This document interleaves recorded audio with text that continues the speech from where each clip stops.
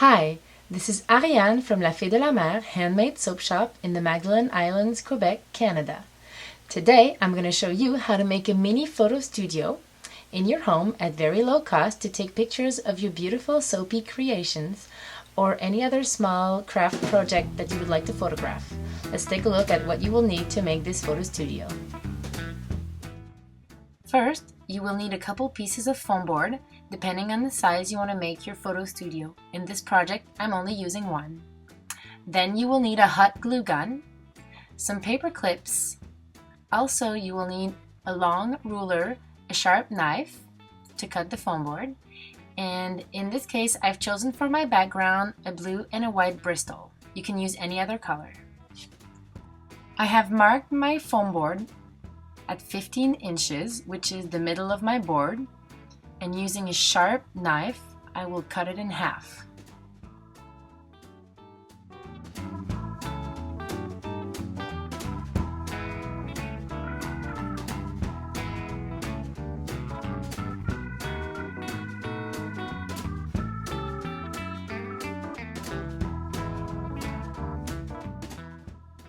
Now that my two equal pieces of board have been cut, I will place them at a 90-degree angle just like this, and using my hot glue gun, I will fix them together.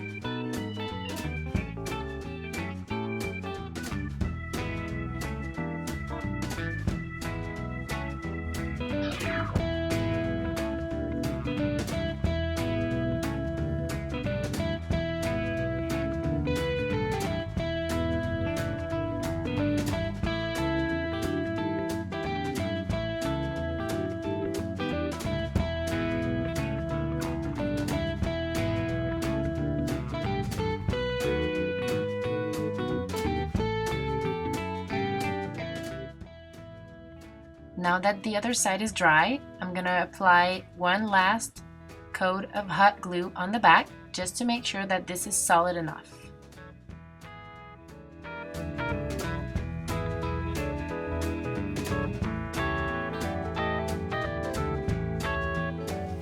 Okay, now that your frame has been built, you can now choose a color of Bristol paper. That's how I call them anyways. And you're just going to position your Bristol like this, clip it, and I'm just going to turn this sideways, and you can see it gives you a really nice round smooth corner instead of having the mark. And then you're just going to take another paper clip and clip it. Like that. Now you can put an object to photograph on the mini studio. Yay! Our mini photo studio is done. Now I will give you a few advice because I did study in arts and I majored in photography, so I do have a few things that I can point out for you. But if you want to make great pictures of your creations, one thing you will need is light. So a good light is very important when you want to take pictures.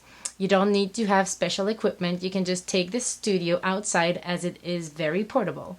You don't want it too much of a sunny day because if it's too sunny, your photos will be too bright. So a day where there's partial clouds is really good. Even a day that's totally clouded but it's that there's no rain would be okay.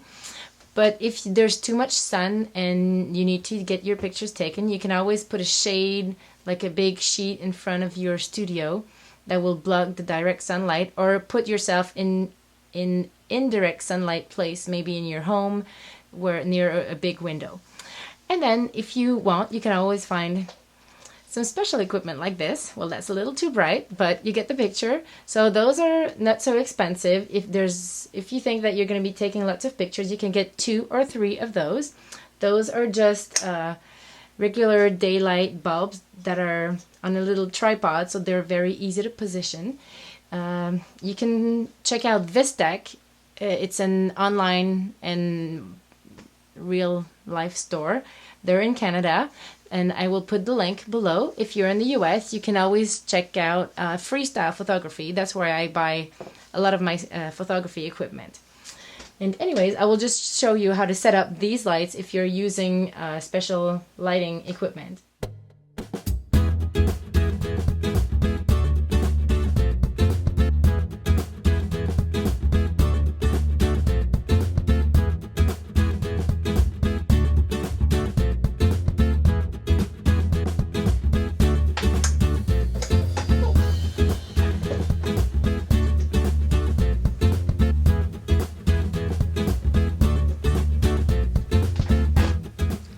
Okay, now that our set is ready, grab your camera. It doesn't have to be a big and fancy one like this one. This one is actually a little old, but any small camera that has a good quality will work. Many smaller cameras than this have more megapixels anyways, so just grab your camera and go photograph this puppy.